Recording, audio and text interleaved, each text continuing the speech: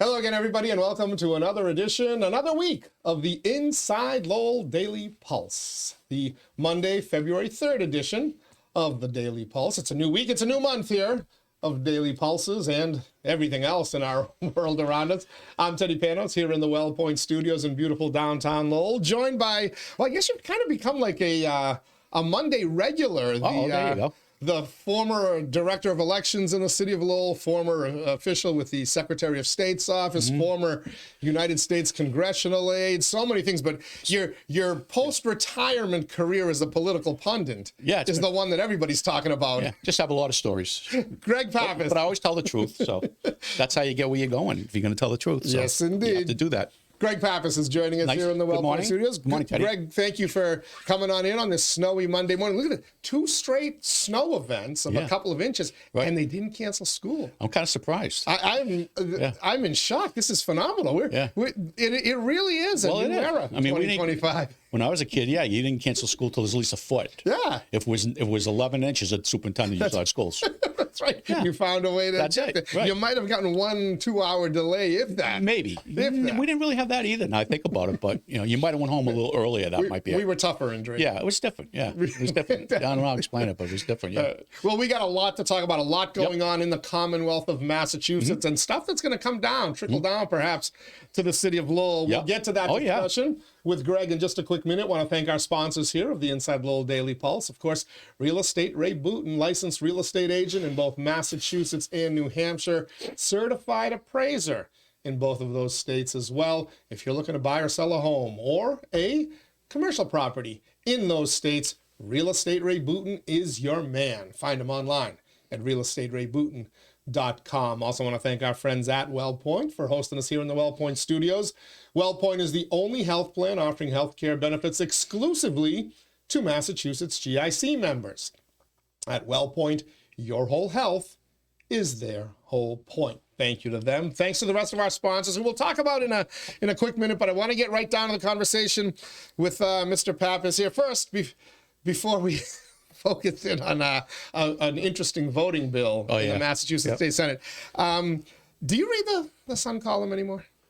I'll be honest with you, I haven't had a paper in probably 25 years. You may not be alone. Yeah. And that trend may be hastening with the death of the last great reason to read the Sunday column in the Lowell Sun. I figured it out as a kid when Nick Lambros was endorsed for rep and then he lost. The first time they endorsed him, I realized something was not going. People weren't reading the paper. And that was when John beat him. Oh, they were reading it to go the other way. Yeah, I mean, they went the other way. And I mean, that was when John beat him and did a great job, as we know. I see. I used to, even if I missed the weekday editions of the Sun, you had to read the Sunday Sun for the Sunday column. And now, unfortunately, it's become like it's like reading your social media post with all your friends who are suffering from TDS. It's painful. Melanie, can we fix it? Melanie, of course, being Melanie Gilbert, who writes the lead stuff in the column, and then there's other contributors there that are trying to, talk out, go through some therapy with their TDS. But Melanie Gilbert will join us next Monday. Wow. The Monday, February 10th, Inside Lowell Daily Pulse. Melanie's going to join us in person, where I will personally plea with her to make the column great again. Yeah. We need to make the column great again. It used to be so good. Oh, but Chris Scott and Jen Myers and Jim Campanini. Every town, all over the area. Exactly. And they had good stuff, good local topics. Right. They're opinionated and stuff, but it's not this. I mean, they told you some things that were going on, that were actually happening. Not you actually learned about your communities. Yeah, and you knew there was a rep or senator was going to be doing something, whatever, or a city councilor or a selectman race, or somebody pulled papers. They're going to run things like that. Like, I mean, by the way, did you know Josh? There's a Josh Kraft. Joshua Kraft. He's running for mayor. Kraft's son, mayor of Boston. Challenging Michelle Wu. Right. Finally, I mean, I heard that about 4 or 5 months ago, and nobody printed it in the paper. I said to some guys that are friends with him, like, how can nobody know that when we know it already? That's because you know a lot of things. No, it's that out people there. don't know. Twitter is very good. It's the new news capital of the world. Twitter was great this weekend, by the way. But I want to leave the Washington, D.C. stuff for at least a couple of minutes, because I want to talk about a bill that once again, it's winding its way through the Massachusetts State Senate, and it was once again refiled by State Senator Jamie Eldridge. Not necessarily here in the, you get borderline of Greater Lowell, right? He's got some of these towns out Acton in the central part of the valley and central part of the state. But it's the Senate bill is FD 369, filed by State Senator Jamie Eldridge. An act extending voting rights in municipal elections to non-citizen voters of the Commonwealth.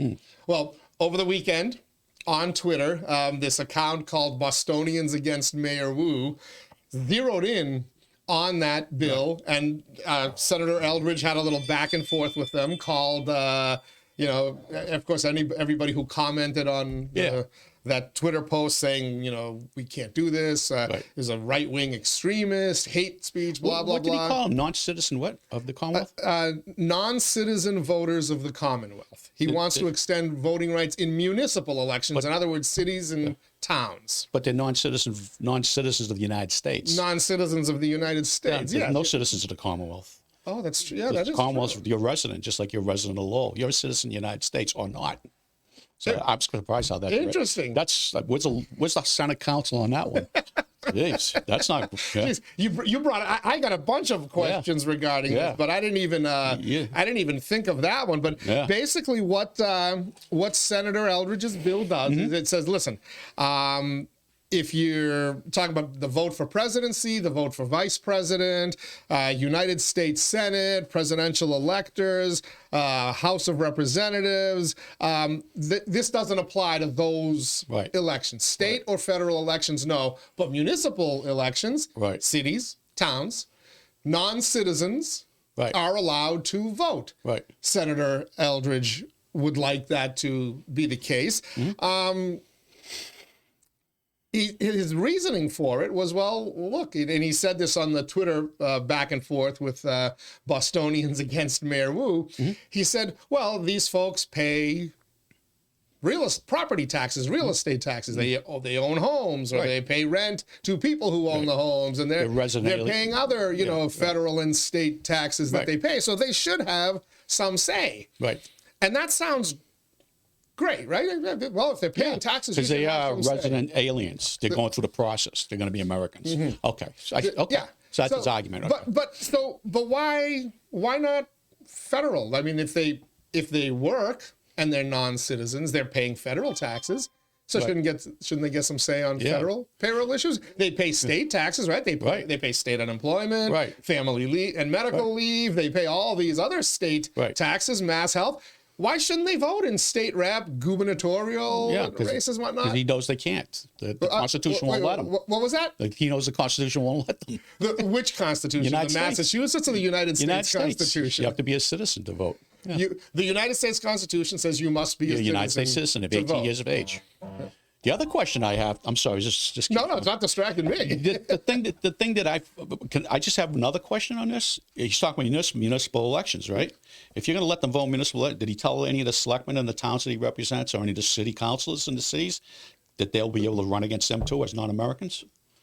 Can they not run against why can't they run then? Oh, that's an interesting point. I'm just saying, if you're going to let them vote to have a say, why not let them run for selectmen and have a say? Well, and we saw in the case of Dominic Lay that where you vote is where you run, regardless of where you declare a home or whatever. So if you're allowed to vote in Lowell, you should, and you're a non-citizen, you should be able to run for city council under that type of thing. I'm sure city councilors or state selectmen or school committee members aren't going to be too happy about that. Now, he filed this for many years now. This isn't the first year. I think it's at least the third term. Yeah, that's Jamie. That he's filed this bill, but it was funny that it got picked up in the midst of this immigration thing, and it kind of, with that Bostonians Against Mayor Wu, as you read the comments, it became a thing about illegal immigrants. But he's careful in wording it. He's saying legal non-citizens. Right. Now, all these folks that Joe Biden flew into the airports and dropped them off, technically they are here legally because they were there was a welcome mat rolling them in from the United States government. But should they have the right to vote? Well, what's interesting is if they do, and let's put it this way, if they could run for local elections, you got 700 of them at the hotel right here. If one of them pulls papers and just gets them all to vote from, the city council in this district only won with 500 votes. Oh, yeah, you'd win the downtown district. Yeah, just by being an illegal living in, I mean, it's crazy. But, I mean, the reality is what he's not looking at, and I obviously don't, I mean, if you talk to Galvin, he's just doing this to create a liberal, his image. Because if you talk to Galvin, Galvin would tell him. Secretary of State Galvin, yeah. It would tell him, I'm sure Bill would tell him, because you do realize we have to have another whole separate computer system for the cities and towns. They got their system, and then we have the state system on the desks. You want to have another municipal system that the state has to, or the city's going to have to run to keep those people listed in a separate list, because they can't be mixed in with the state VRI system, which is the voter registration information system. A point that not a lot of people have thought about. And by the way, I believe that California has already enacted something like this. I'm not sure if they've actually been able to vote yet in municipal elections in California, but I believe that they did pass such law. I heard that too, But you bring up a point. Let's put aside for a minute this whole, you should be a citizen of the United States to vote. That's how it's always been. And the reason that was kind of put in place was because you wanted to have your elections free and fair from foreign influence. You didn't want foreigners coming in with work visas or whatever and then voting. And that's why we've created a path to citizenship. You go through certain steps. You can become a U.S. citizen, and then you 100%, doesn't matter where you came from, how you got here, whatever. Once you get sworn in, you take that oath of office at the Lowell Memorial Auditorium, or the oath of citizenship, I should say, at the Lowell Auditorium or anywhere else. You become a U.S. citizen, and voila, you can register to vote. This is seeking to cut that oath of citizenship, the pledge of loyalty to the United States of America, above foreign lands. The Constitution and all that, But you, of course, being Mr. Elections all these years, you're talking about the logistics of how do you actually run an election? So we just came off a presidential election year. March of 2024. These folks are not able to vote in that presidential election. But you, as the town clerk or director of elections in a city or a town, must keep a voting list. And then you must enter said voting list into the system, which then somehow gets tied into the computers that we vote on and tabulates the votes and spits out the voter rolls and all that stuff. I didn't even think of the fact that, you're telling, okay, well, they can vote in the municipal election, but they can't vote in any others. So how's that going to work when you have, in 2024, we had a presidential primary in March of 24. Cities and towns had spring elections in April and May. We had a state primary in September, and then a general election in November. Well, you're going to have to keep a separate system. That's going to be fun. Yeah, it's a nightmare. You're going to have to keep a separate system because you can't even mix them with the people voting in a municipal election because they're also state voters. You're probably going to have a different check-in system for them, which means you got to buy more check-in pads because you can't mix them in with that system. So you're going to need all new. You have to buy them more, the check-in pads, which is $7,000 a piece. I mean, they're expensive. And you have to have double that. But you on this list? Are you on that list? No, you're on this list. You're not legal, but you're going to.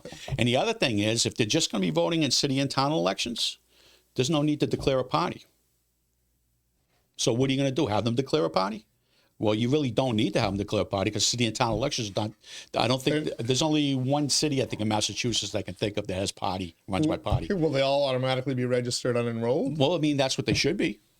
I mean, that you can't have registering as a Democrat or Republican will show you the real. I mean, that doesn't mean, that's just going to. They don't need to be a party yet until they get onto the other list. So why would you put in a party? Is it a pre-programmed thing? Grooming, as they call it. I mean, I don't know. Well, here's my question. It's a nightmare. It'll be a nightmare. My question to Senator Eldridge, and I'm going to work on to get him on to Jamie kind of talk about this. Yeah, I've met him on a couple of occasions. Nice guy, and thought out. He said, "Look, they're paying taxes at the local level. Why shouldn't they be able to vote?" But they're if they're working, they're paying taxes at the federal and state level. So by that same logic, why can't they vote for president? Why can't they vote for United States Senator or State Senator Jamie Eldridge? And then, as you said, can they run for office? Okay, for local office. They should be able to then, for local, not state or federal. And the other thing, I was 14 working at the Wood Hut in Drake, pumping gas for Garaby's, the Moulis's at the time. I was paying taxes and I couldn't vote till I was 18. There's going to be high school kids that are working, paying taxes, that aren't 18 yet, that can't vote, but they're going to be able to vote. That's a different lefty. You see what I'm saying? They're trying to get the 16-year-olds I get to that, vote. but I mean, we can't put them in jail until they're 21 because the brain hasn't fully developed. But I'm just saying, the unfully developed brain can vote at 16. In other words, there's Americans paying taxes that can't vote either until they reach the constitutional age. Or just follow the like I said, it'd be interesting if he's. I think this is just. I'm sure. He spoke to Billy, and it cost millions of dollars. And not only that, you probably have half the clerks in Massachusetts resign after this because it's too stressful for them now. It's too complicated. I'll be curious to see if this bill goes anywhere. It clearly hasn't gone anywhere the first couple of times, even though California has kind of laid the groundwork for it. Is this why the lefties kept trying to take down your boss there, Secretary of State Galvin, because he would basically talk some sense into them over this? Bill, one thing with Galvin is he's not those electronic machines with the algorithms and stuff that supposedly have the images they keep of the ballot and they lose the images.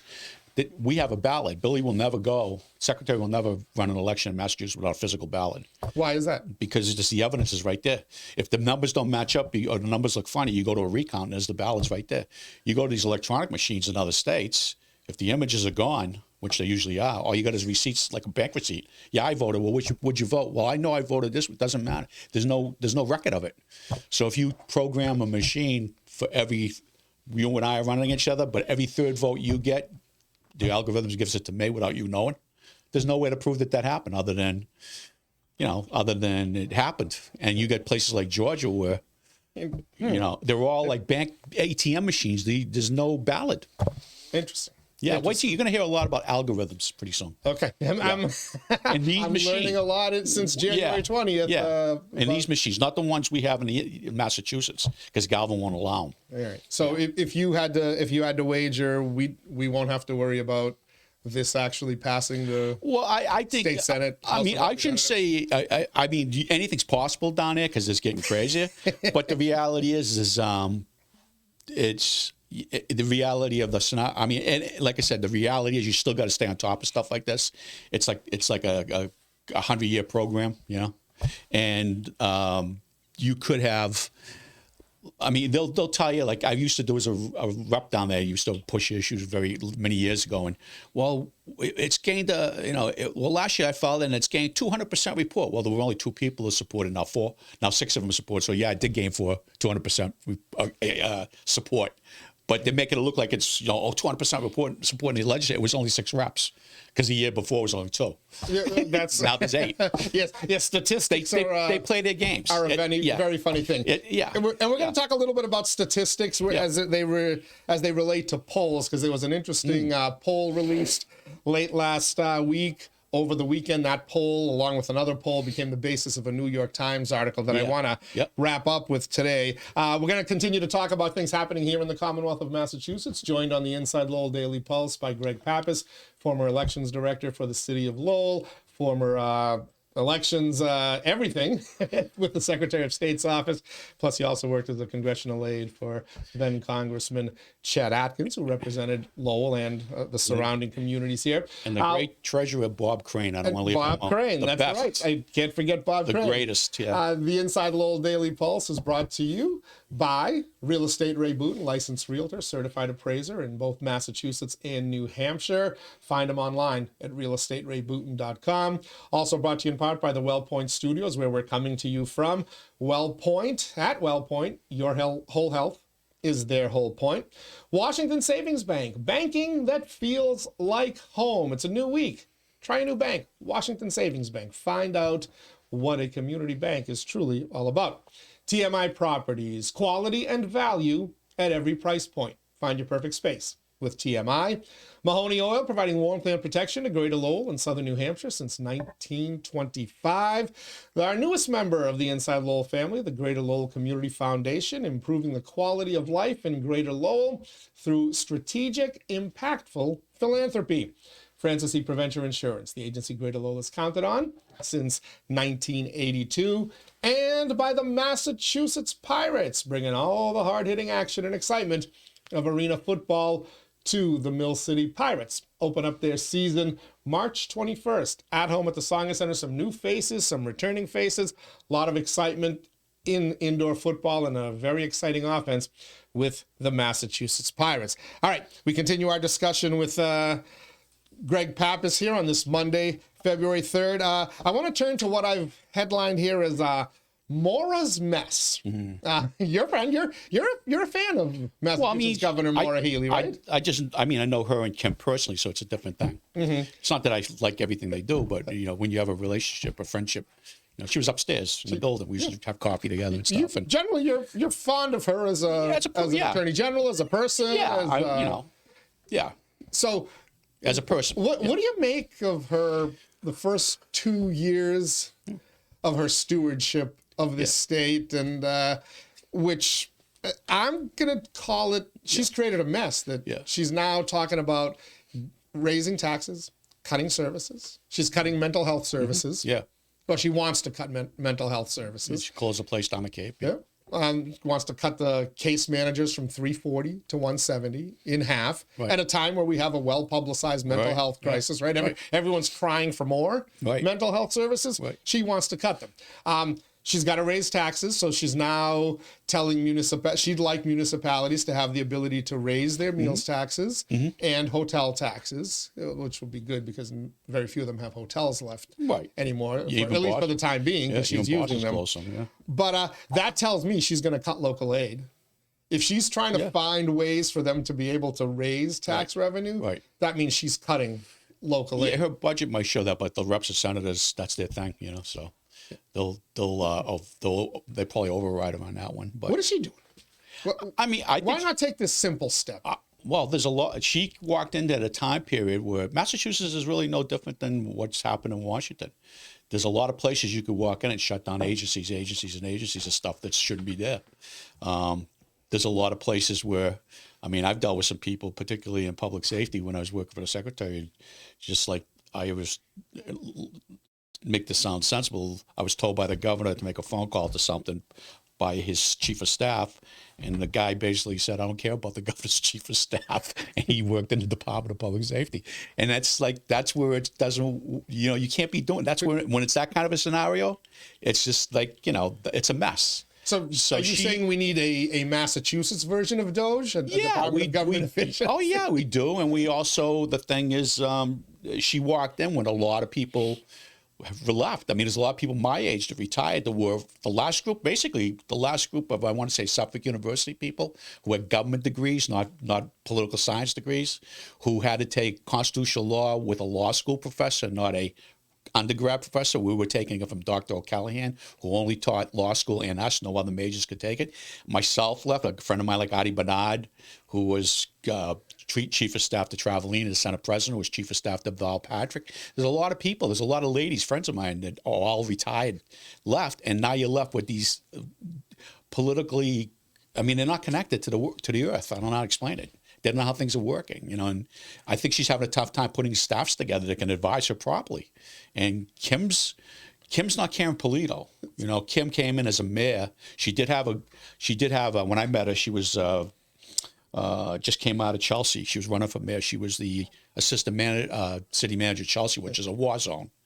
But she's not like Karen, who came in from a state representative seat that was there already. So she's still learning. And unfortunately, in today's world, there's not much learning curve for people in executive positions in government.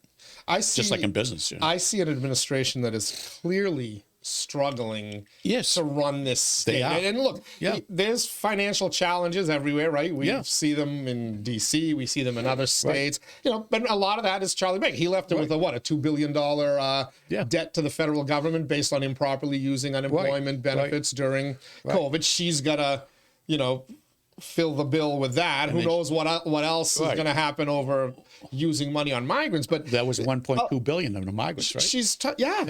She's talking about raising taxes at a time where she still has not been able to get a handle on a mess that she created. This one's not Charlie Baker. She created this migrant crisis in Massachusetts that's costing her $1.2 billion. She's tapping into the rainy day fund just to make up for last year. You know those expenses ain't going down. That 1.2 isn't coming backwards. It's only going to go up going forward. She's done some trimming around the edges, but she hasn't basically said, we're not doing this anymore. No mas.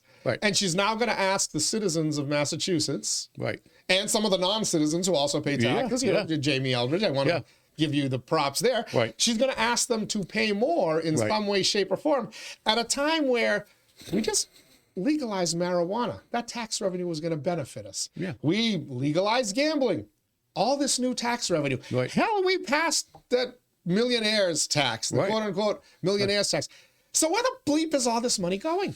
It's a good question. I mean, why do we need to raise taxes if we've already taxed all sorts of new items that are supposedly printing money hand over fist? I mean, like I said, I remember when I think it was 1980, 79, 80, let's say 1980, when the Boston Globe and the Herald killed the legislature in big story. Massachusetts budget hits $1 billion. $1 billion in 1980.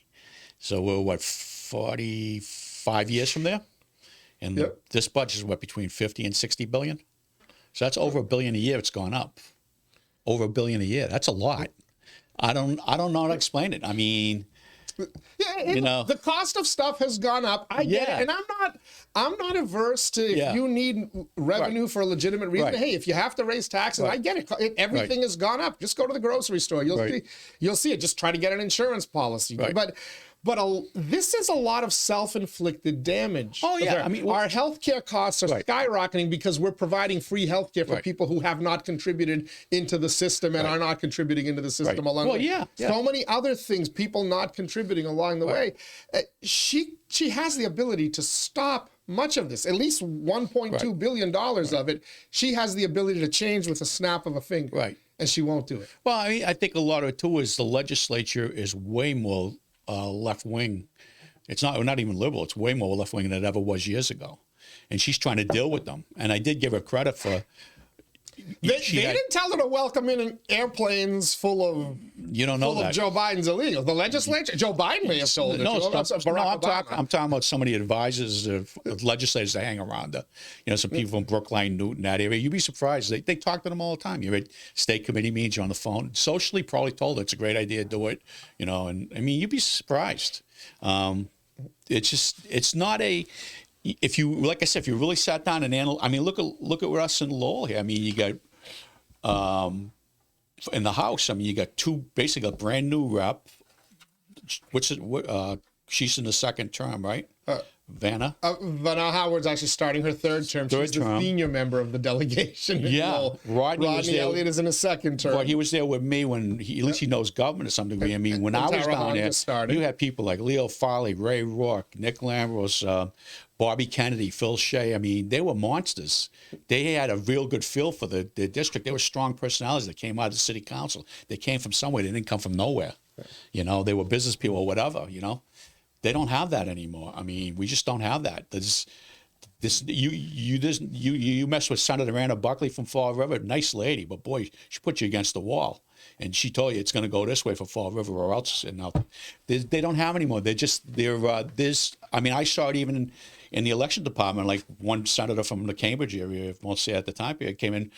Was going to file her papers and it was 5 minutes past 5. And I says, I'll take them, Senator. She goes, oh, no, it's 5 after 5. You got to go home. I says, no problem. I'll take them. She goes, well, I only work till 5 o'clock anyways. I says, what do you mean? She says, well, no. She goes, I only work till 5. People, I tell people don't call my office till the next morning. I was the different attitude. I mean, I was always taught, you know, you're elected from the minute you're sworn in to the minute you leave. You work around the clock. I said, give me your papers. I'll put them through. She says, no, I'll come back tomorrow. She did. She says, I'm off now. I said, okay, fine. Wow. And that's the attitude of a lot of them like that. That's because you look at the turnouts of people going to vote for the legislators. It's a very small group. The only time you change one is when you get a large turnout. People get mad and they turn out. But other than that, I mean, it's a weak legislature too. I'm just saying, and again, to go back to Maura and Kim, she walked. She didn't walk in like Baker, who was Administration of Finance Secretary, and Karen, who was a state representative. Weld walked in, but he had Paul Cellucci, good friend of mine. He was a well-respected state rep, knew the budget, knew everything. He basically was the governor right through that whole time period. Weld only had like 3 things a year he wanted to do, which is okay, She doesn't have that. I don't think she has experience or the support around her. You do actually kind of like her. You're making an excuse. No, I'm just being honest with you. I'm just saying. I mean, if I'm not, so you don't have that. She's never seen this stuff. This is all new to her. Right. Well, Attorney generals don't she needs see to this step up. Some of this stuff is common sense. She needs to. She needs to realize that she's not helping the state here. This is she's creating a deeper and deeper hole. Yeah, but you gotta, exactly. But the Senate and the House will let her do that, as long as it's not them. They're happy to let her keep digging. Speaking of the, doesn't mean anything to be all Democrats. Doesn't mean a thing. Speaking of the Senate and House digging, Senate President Karen Spilka firing back at State Auditor Diana DiZoglio, who keeps pushing publicly for the right to audit. She did an Inside Lowell Daily Pulse with us on January somewhere. Go look it up on the Inside Lowell Daily Pulse. But I did. Senator Spilka, Senate President Karen Spilka said that State Auditor DiZoglio is acting like Donald Trump, more like a dictator than an elected auditor. To which our friend Diana DiZoglio responded on Twitter yesterday.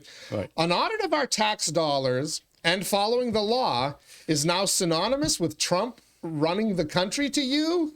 Hashtag Karen Spilka. And I really thought I'd heard it all. Madam President, fear-mongering is not democratic. Breaking the law we voted for is also not democratic. The actions of our democratic quote-unquote leaders in this state lately are consistently anti-democratic and authoritarian. People are leaving our party because of this continued arrogance and hypocrisy. Stop the bleeding already and just follow the law. I think the Senate President also said we're very transparent. We do watch. You can watch us on TV. Kind of giving the impression, in other words, did we get to watch those 2 a.m. Backdoor sessions on TV? No, the Halloween ones are the best. Those are the good ones. But I was there for a couple of them, so it was funny. But it was an experience, I should say. But she mentioned that as if to say that just we're on TV and the public can watch us. That's enough. That's all you needed. You don't really need the audit. That was the implication, which I thought was a real poor. So for some reason she doesn't want to do it. And again, knowing these people personally, and I knew Karen when she was a state representative, a rank and file. She wasn't even a senator. Karen Spilka. Karen Spilka. I mean, and I'm looking at that, and I saw her on that show. I saw the film. That wasn't Karen Spilka, the Senate President. It was Karen Spilka, the person who was really, really mad. She was upset, and she lost. And she didn't. That was a professional answer, which is no. I'm not saying it's an excuse, but Diana's got the law on her side, and this is what she wanted to happen. And the auditor, meaning Diana, a law that again the public passed 72% overwhelmingly, and they have stalled every step of the way.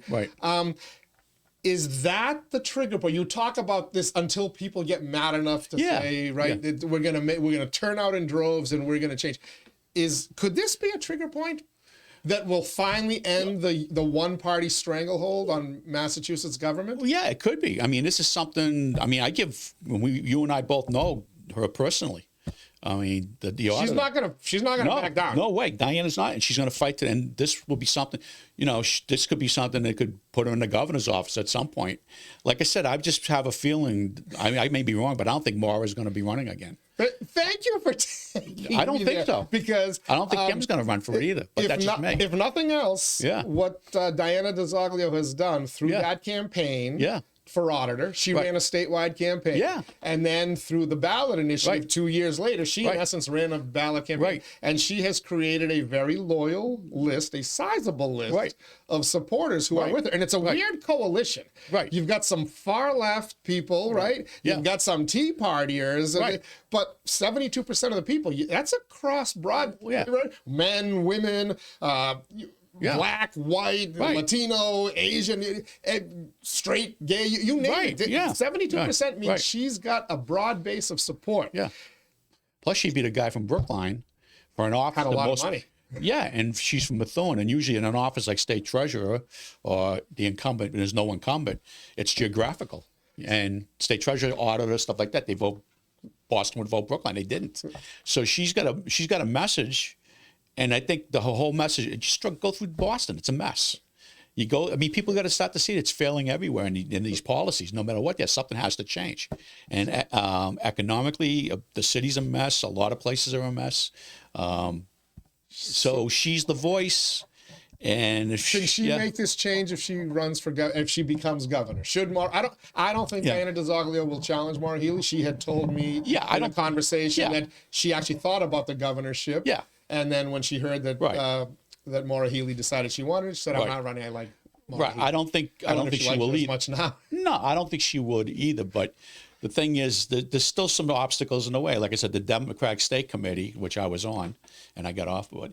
What I was on, I mean, you have that 5% rule. You need to be 15% rule. The public doesn't know that. If you can get all the signatures by the Constitution and get yourself ready to get on the ballot, but if you don't get 15% from the party, they didn't have that years ago. They need to repeal that, but they won't because they want to control a smaller group, and they're a much smaller group now than they ever were. If she runs for governor, I think she wins. If she might not, but I don't know if she wins a primary. She might not get on as a Democrat. She might have to run on a roll, but that's a tough ask. I know. Just the thing is, I don't know if she get the 15% at the convention. They're cuckoos. You'd have to load up everybody that's a normal person to go. That's no longer a Democrat to switch back.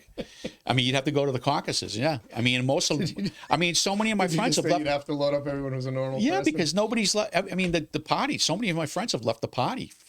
They're gone. They're either unenrolled, and they'll vote for a Democrat, but they'll vote Republican too. I mean, one of them made a point on the redistricting and stuff was if you go from 1960 to the present, there was way more Republican governors than Democrats, but yet the legislature doesn't reflect that at all. I think at the most there was only 29 House members, 29 out of 160. And there's something wrong with those districts. They were arguing. I can kind of see something there. And that's the perfect segue to the topic I wanted to wrap up our discussion today with. People leaving the party. You hear it, right? I didn't leave the Democratic Party. The Democratic Party left me. And of course, the ones who are still very loyal and the leftists scoff at that. But it's a real problem for the Democrats if they... If they want to get people like, well, you didn't leave the party, right? You're still a Democrat, right? You're still a registered. Oh no, you're unenrolled now. Yeah, so you left the party. It just took, lifelong Democrat. Gus Bigford took a lot of crap, and that was it. That was it. Oh yeah, but the point was, it was a President Kennedy Democrat. The party doesn't reflect anything that I'm interested in, nor most people either. Well, it's not the party anymore. It got hijacked. Interesting you say that because yesterday the New York Times published an article. Where did I put the headline of that article there? Yeah, I don't know if I did put the headline of the article, but what they did is that they wrote an article on on what's ailing the Democratic Party, right? And they did their own poll, which was stunning, and we'll get to some of that. And they also used a Quinnipiac University, another left-leaning pollster, Quinnipiac. Yeah, they're the worst pollsters in the country. That found, they did a favorable versus unfavorable for Democrats, for Republicans, and for President Trump. Republicans favorable 43%, unfavorable 45%. So if it's Quinnipiac, it's 53 to 34. Maybe. Quinnipiac's bad. Nobody uses Quinnipiac in any election, federal or anything. They just don't use them. They're just not good. Favorable or unfavorable for Democrats, 31% favorable. 57% unfavorable. So it's 67. The worst numbers, Quinnipiac reported this, the worst numbers for Democrats in the poll history. So across the country, more people have a favorable view of the Republicans than the Democrats. Now, they also did a Donald Trump thing. And it's close. It's almost 50-50, but people view Donald Trump a little bit more unfavorably than favorably. Kind of like the Republican thing is 43-45. I think the Trump numbers were similar. However, when they said, what about Donald Trump's policies? Favorable versus unfavorable? Favorable. Yeah, because they're able. Voters are separating the policies of Trump from the asshole Trump. Right? I can say that on this podcast. Yeah. here's some telling stuff in here, and I want to get into that and kind of get your thoughts. A question that the question put to them: do you believe what's the Democratic Party's most important priorities? Americans most often listed abortion, LGBTQ rights, and climate change, according to the poll from the New York Times conducted January 2nd through January 10th. The poll, by the way, was of 2,100 plus people, which is a good sized poll. If they did it. So people are saying, now this, again, perception is reality. Right. So what people think the Democratic Party cares about is abortion, LGBTQ rights, and climate change. Right. When asked, what do you care about? Exactly. They say the economy, inflation, health care, and immigration. Right. Yeah. Exactly. So they're telling you, Jimmy Carvell was saying that years ago. We perceive the Democratic Party as being out of touch. Right. Now, whether this is that, and Democrats will push, oh no, we care about working people. Well, then why are you spending so much time talking about this other stuff and losing your mind? I mean, at the same time these poll results were released, the Democrats were trying to pick their new DNC, Democratic National Committee chair and vice chair. Yeah. And they were basically, they had like a 5-minute kerfuffle over the voting procedure, which you had told me happens here in Massachusetts all the time. They had to find somebody who identifies as any gender first. And we got to elect that before we can elect them. It's insanity. And it's like 0.0000001% of the population. In the meantime, they're pissing off 92% of the population. I mean, people don't care about that stuff. Let those people be what they want to be. Who cares? But I mean, look at the guy they picked, the chairman now. The guy's running. The first thing I see on TV, not on TV, on the thing, is he's doing this. Let's see here. This thing. See that? You know what that is? No. That right there is a copy of President Kennedy, how he used to talk. So right away, I know the guy's a phony. Bill Clinton used to do that. And Bill Clinton did too. Clinton used to so it's like, please, you're not President Kennedy. If he was alive today, he'd slap the crap out of you guys. This to me tells me the guy's just about image and symbolism and nothing else. And I mean, knock off that crap. Just like I said, when I walk into a room and if it's a political thing and somebody starts talking about subsequently and then robust, and then when you see these keywords, I'm excited. Do you know walk out. You know what the new hot buzzword is, by the way? Yeah. Amplify.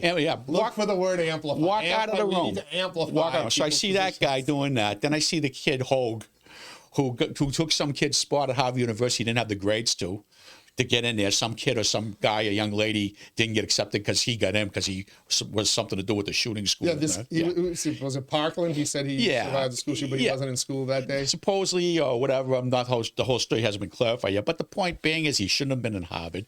And the second point is to make him the vice chair. Good, because you know what? They're just proving even more why more people will leave. And the first thing he's talking about is the Second Amendment, getting rid of gun rights. Does he look around the country? And Lowell alone is, I can't tell you, the line is still out the door for people trying to get their handgun permits.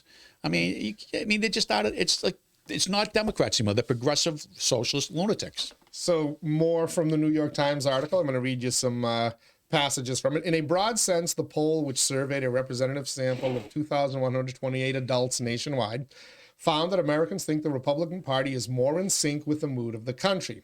Imagine that, thinking that Mitch McConnell and John and Lindsey Graham are more in sync. What the hell happened to the party that we grew up? Yeah, that's what I'm saying. I mean, well, it's insane to me that Democrats are now the party of the CIA, the FBI, and the elite, right? When they were spying on JFK and MLK and very likely involved in the assassination of them. Bobby Kennedy, It's mind-numbing to me to see this, and yet it's still happening. But the issues that people said mattered most to Republicans were also, for the most part, the issues that mattered to them.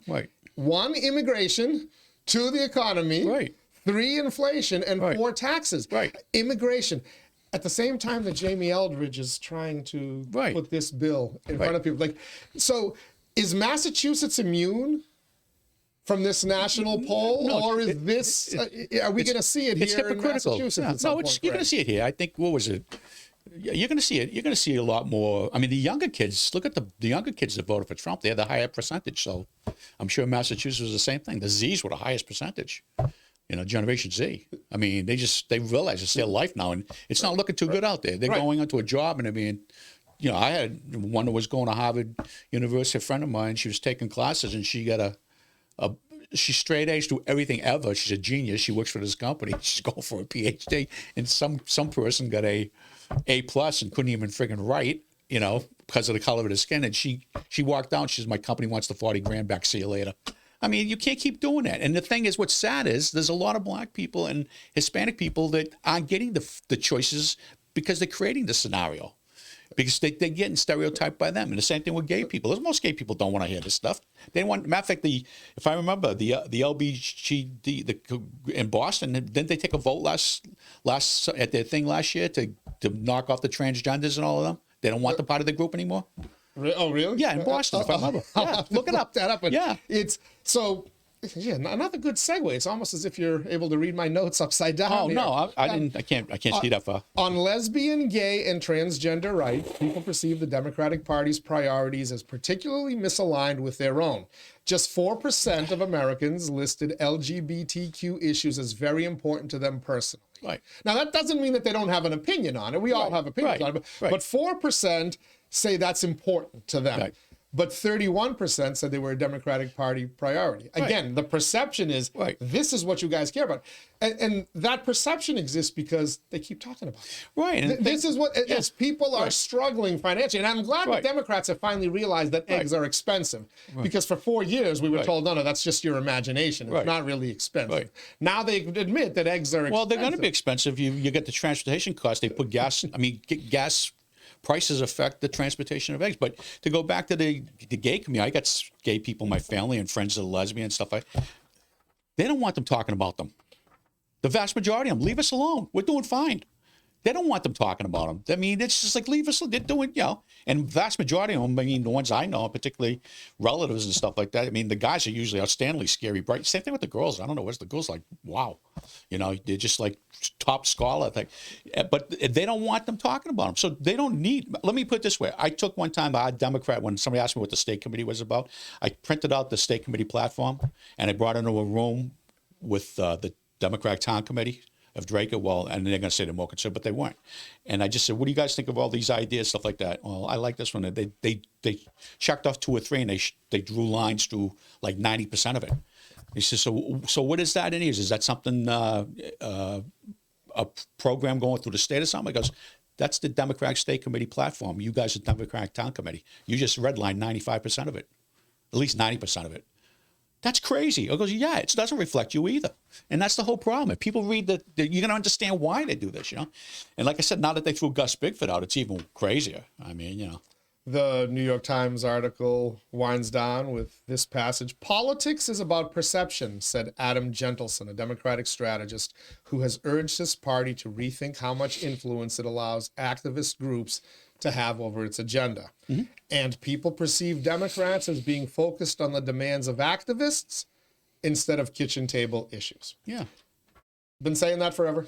Well, folks can label me anything they want, a Republican, a Trumper, a Nazi, whatever. But I, like you, Greg, grew up in a Democratic household and President was Kennedy. a Democrat. Right. Never registered, because I just registered as not enrolled from the get-go. But my ideology was more in line with the old school Democrats, not these activists, nobody knows who these are. Leftist nuts. Now, I'm glad that the rest of the country seems to agree. And that should be a lesson to the Democratic leadership out there. And I'm talking about the ones who have the ability to change this. Maura Healey and Ron Mariano and Karen Spilka and Diana DiZoglio and whatever. The country is telling you where they are.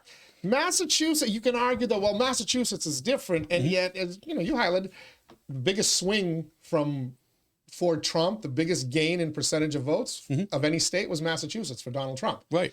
That tells you something is happening. Right. Not enough to engineer major change yet, but keep fighting 72% of the people who voted for the audit of the legislature. Keep fighting them. Keep focusing on these issues, and it will change at some point. And go look at how many people have left the Democratic Party en masse compared to a Republican. It's crazy.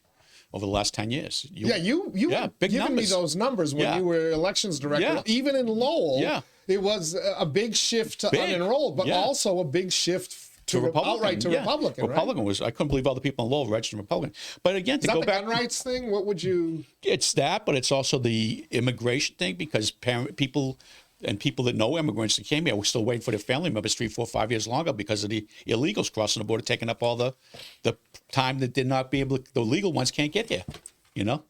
But the point is, and I mean, I just want to say one thing. You go back to even when I was a kid, I mean, I couldn't understand. I thought, you know, when they voted the Civil Rights Act, when Johnson was president, there was like 5 Democratic senators, including Al Gore's father, that voted against it. Then I realized later, I didn't realize that Martin Luther King was Republican. Now I know why. You and Mary Burns taught me that. Yeah, he's Republican, and his daughter's Republican. Yeah, his daughter still is. Yeah, crazy. Yeah. Got some feedback on one of our shows last week. Our buddy Mark Pease, formerly of Drake. You know, Mark, now living down in South Carolina. South Carolina, yeah. Said, Teddy, I was just watching your daily show, and you brought back some memories for me. He kind of told me about there was an incident there where he was at some kind of Drake meeting, and he had a T-shirt. It was a Zoom, because, of course, during COVID, we were in Zoom. Yeah. And he had a shirt hanging in the back, like one of these COVID lockdown shirts. Oh, yeah. And he told me he got a call. Yeah.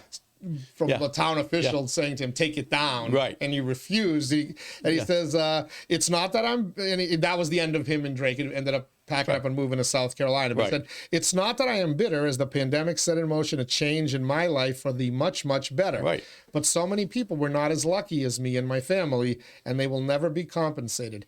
People need to be reminded that these wannabe tyrants should never be trusted or elected again. Keep up the great work. I'll be watching. Yeah. I was talking about that last week. I'm like, yeah.